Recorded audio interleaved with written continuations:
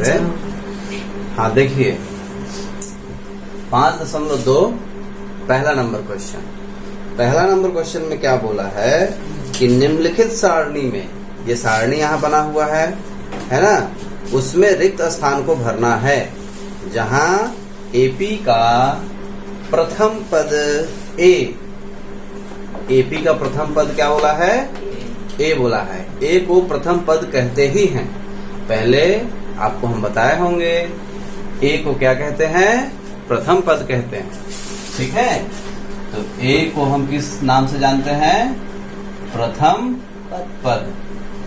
ए को A1 भी बोल सकते हैं, मतलब वही है। ठीक है, उसके बाद बोला है डी का मतलब क्या होता है, सर्व अंतर। ये भी पहले आपको बता चुके हैं, डी का मतलब होता है सर्व अंतर।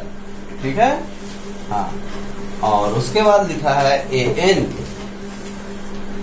और एनवा पद भी लिखा है, एनवा पद। तो एन क्या मतलब होता है, एन का मतलब होता है पदों की संख्या। एन का मतलब क्या होता है, पदों की संख्या। जैसे कोई एपी है, जैसे मान लीजिए कोई एपी है 2 4 6 8, तो इसमें पदों की संख्या यानी कितने पद हैं, तो 1 2 3 4। तो यहाँ पास n बराबर क्या लिखेंगे हम, 4 लिखेंगे। तो वही n आपसे पूछ रहा है। और क्या पूछ रहा है, और पूछ रहा है an। तो an किसको कहते हैं, an का मतलब होता है अंतिम पद, अंतिम पद। an का मतलब क्या हो जाता है, अंतिम पद, यानी कि जो लास्ट में है, यानी कि ये वाला। और ए का मतलब पता ही है, प्रथम पद यानी कि ए। इसको ए बोलेंगे, इसको एन बोलेंगे। डी कहाँ होता है, तो डी सबके बीच में होता है, इसीलिए उसका नाम क्या है, सर्व अंतर। उसका नाम क्या है, सर्व अंतर। सभी के बीच में जो गैप है, जो डिस्टेंस है, उसी को क्या बोलते हैं, सर्व अंतर बोलते हैं। ठीक है, अच्छा। तो अब देखिए, ए निकालना हो, चाहे डी निकालना हो, चाहे एन निकालना हो, चाहे एन निकालना हो, कोई भी आपको यहाँ निकालना हो, तो उसके लिए फॉर्मूला क्या है, सूत्र देखिए यहाँ पास लिखा हुआ है। सूत्र आपका ये है, ए एन बराबर a plus n minus 1 multiply d. अब बहुत आसान है। पहला नंबर क्वेश्चन क्या कह रहा है, तो पहला नंबर क्वेश्चन में बोल रहा है, डब्बा बना हुआ है और ए के बारे में बोला है कि ए क्या है, 7 है। और डी के बारे में बोला है, डी क्या है, 3 है। और एन के बारे में बोला है, एन क्या है, 8 है। और ए एन के बारे में बोला है कि कुछ नहीं है, यानी कि ए एन हमको ज्ञात करना होगा। तो कुछ नहीं करना है आपको, ए एन निकालना है ना, ये आपका दिया है, हो गया।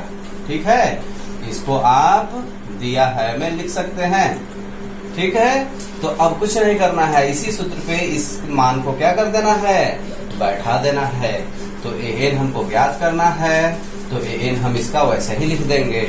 ए की जगह पे 7 लिखेंगे, क्योंकि ए का मान 7 दिया हुआ है, और प्लस है, कोष्टक है, n है, n के जगह पे 8 लिखेंगे, क्योंकि n का मान 8 दिया है, माइनस 1। और d का मान कितना दिया है, 3 दिया है। तो d की जगह पर क्या लिख दिए हम, 3 लिख दिए। बस आपको सिर्फ मान बैठा देना है सही जगह पे। उसके बाद जिनका बेस सही होगा, वो बड़े आराम से इस क्वेश्चन को कर लेंगे। बेस का मतलब क्या हुआ, जोड़ घटाना गुणा भागा, लघुत्तम महत्तम, भिन्न का जोड़, भिन्न का घटाना, भिन्न का गुणा, भिन्न का भागा। और भी दशमलव होता है, और भी इस तरह से कुछ होते हैं। ठीक है, कुछ समीकरण हल करना होगा, एक्स वाई जेड का जोड़ घटाना, ऐसा थोड़ा बहुत जब आपको बनता है सारा चीज, तो आप बहुत ही आराम से इसको कर लेंगे। तो कैसे करेंगे आपको पता होगा, सरल करे में आपको बताए हैं हम। बेसिक गणित सही करने के लिए आपको सरल करना एक टॉपिक बनाए थे हम, उसमें बताए होंगे कि कोष्टक का काम पहले किया जाता है। तो 8 में से 1 जाएगा तो कितना बचेगा, 7 बचेगा। और कोष्टक के पीछे कोई नंबर है, चाहे इस तरफ भी कोई नंबर है, तो उसके बीच में गुणा छुपा होता है, तो गुणा 3 हो गया। अब आप और बताए होंगे कि जोड़ और गुणा जब एक साथ है तो पहले हम क्या करेंगे, गुणा करेंगे। ठीक है, ये नियम कहता है। क्या नियम कहता है, पहले का करी, पहले का करी, पीछे भाग, पीछे भाग, गुणा करो फिर जोड़ घटाओ। ठीक है, ये नियम आपको सरल करो में बताए थे, इसी नियम से ये सवाल बन रहा है। तो हमेशा याद रखें, कोई भी सवाल आपको तभी बनेगा जब उसमें लगने वाले सारे नियम, सारे छोटे छोटे बेसिक कॉन्सेप्ट, बेसिक मैथ आपको बनता हो। तो गुणा है और प्लस है, दो चीज है ना इसमें, भाग तो है नहीं, का की क्रिया है नहीं, तो आपको गुणा पहले करना होगा। तो 7 त्रिक 21, अब जोड़ेंगे तो क्या हो जाएगा, 21 7 28 हो जाएगा। इस तरह से आपका an का मान आ चुका। अगला क्वेश्चन देखिए, सेकंड नंबर में क्या है, a आपको -18 दिया हुआ है, d आपको ज्ञात करना है, उसमें कुछ नहीं दिया है, यानी कि उसे ज्ञात करना है। n आपको 10 दे दिया है और an 0 दिया है, कुछ नहीं करना है। जो सूत्र बताया गया उसी सूत्र में आप मान बैठा दीजिए। सूत्र क्या था, यही सूत्र था। इस सूत्र को आप अच्छे से याद कर लीजिए। an का मान क्या है, 0, तो an की जगह पे क्या लिख देंगे, 0 लिख देंगे। a का मान कितना है, -18, तो a की जगह पे क्या लिख देंगे, -18 लिख देंगे। n का मान कितना है, 10, तो n की जगह पे 10 -1। d की जगह पे क्या लिखेंगे, कुछ नहीं लिखेंगे क्योंकि उसे हमें ज्ञात है। अब देखिए ध्यान से कैसे होगा, इसको वैसे ही लिख लीजिए, इसको भी वैसे ही लिख लीजिए। कोष्टक का काम आप पहले करेंगे तो क्या हो जाएगा, 9 हो जाएगा। d गुणे में है तो 9 गुणे d। अब ध्यान से देखें, संख्या के पास जाता है, 0 के पास -18 आएगा, तो जब भी बराबर के इधर से इधर जाए संख्या या इधर से इधर आए संख्या, क्या हो जाता है, चिन्ह बदल जाता है, तो माइनस का क्या हो जाएगा, प्लस हो जाएगा। अब यहाँ 9d हो गया, गुणा है तो गुणा यहाँ छुप जाता है, या गुणा कर देंगे तो 9d हो जाएगा। ठीक है, अब ये आपका 18 है और यहाँ आपका 9d है, तो ध्यान से देखें गुणा यहाँ छुपा हुआ है, गुणा जब इधर जाएगा तो क्या होता है, भागा हो जाता है। तो इसको हम बट्टे में कर सकते हैं, भागा न करके बट्टे में हम लिख सकते हैं। अब ये दोनों 9 के पहाड़े में आता है, 9 1 कम 9, 9 दूना 18, तो 2 बराबर d हो गया। यहाँ या करके d बराबर 2 आप आंसर लिख सकते हैं। तो 3 नंबर में क्या है, a आपका खाली है, d है -3, n है 18 और an है -5। तो क्या करना है, मान बैठा देना है। an के जगह पे क्या लिख देंगे, -5, a के जगह पे क्या लिख देंगे, कुछ नहीं, क्योंकि वो तो खाली है, निकालना है। n आपका कितना है, 18 है, 1, और d कितना है आपका, -3। यहाँ गुणा छुपा होता है, इसलिए गुणा के रूप में हम इसको लिखेंगे। अब ध्यान से देखें, कोष्टक के अंदर का काम करके बाहर निकलेंगे तो यहाँ हो जाएगा 17, और यहाँ -3 इंतजार कर रहा है गुणा के रूप में। तो गुणा जैसे ही हम कर देंगे तो क्या हो जाएगा, प्लस माइनस, -17 तिया 51। अब माइनस में है, इधर जाएगा तो किस में हो जाएगा, प्लस में हो जाएगा।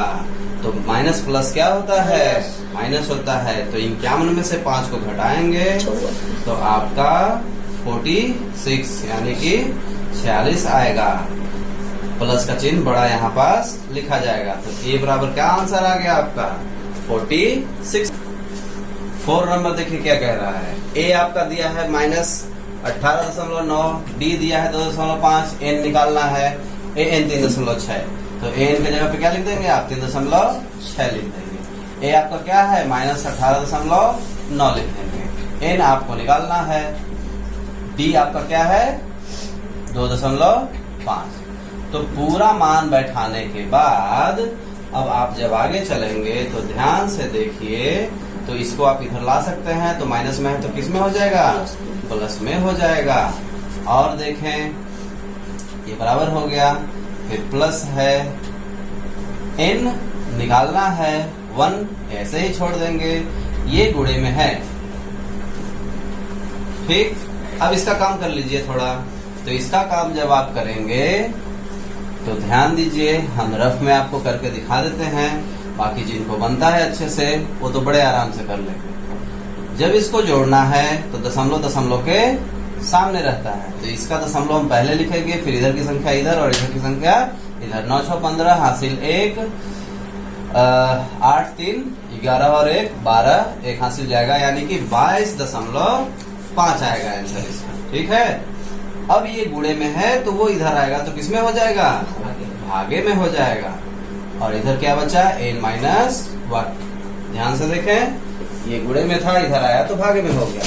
अब इस तरह का भागा आपको हम पहले बताए हैं, बेसिक मैथ जब पढ़ा रहे थे। तो नीचे का दशमलव हटाएंगे तो ऊपर में 1 लिखेंगे, ऊपर का दशमलव हटाएंगे तो नीचे में 1 लिखेंगे, और यहाँ गुणा लगा रहेगा। ठीक है, तो दशमलव के 1 अंक आगे है तो उसका मतलब 1 अंक है तो 1 0 होगा, और ऊपर में जब 1 अंक है तो उसके भी नीचे के लिए 1 0 होगा। तो 10 से 10 चला जाएगा, तो आपका कितना बचा? 225/25। ठीक है, बराबर n-1।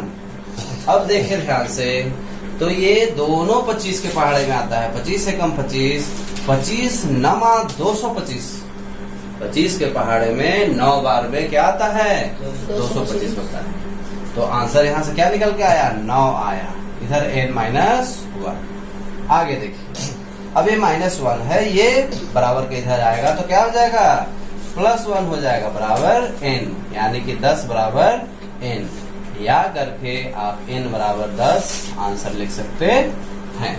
अच्छा, यहाँ ध्यान देने वाली बात थोड़ा सा और है। आप थोड़ा बड़ा नंबर है तो कंफ्यूज हो रहे होंगे कि ऐसे कैसे काट दिए, तो आप छोटे नंबर से भी इसको काट सकते हैं। इसको 5 से काट के आप देख सकते हैं। ठीक है, तो चलिए हम 5 से काट के इसको हम आपको दिखाते हैं 5 से कैसे कटेगा ये संख्या, यदि आप 5 से काटना चाहते हैं। तो ये देखिए, 25 है, 5 से काटेंगे तो 5 25, और 5 से इसको काटेंगे तो 5 चौको 20, 2 बचा 5, तो यानी 25, फिर 5 25, यानी कि 45 और 5 आया। फिर 5 से काटिए, 5 कम 5, इसको 5 से काटेंगे 5 नमा 45, यानी कि वही आया।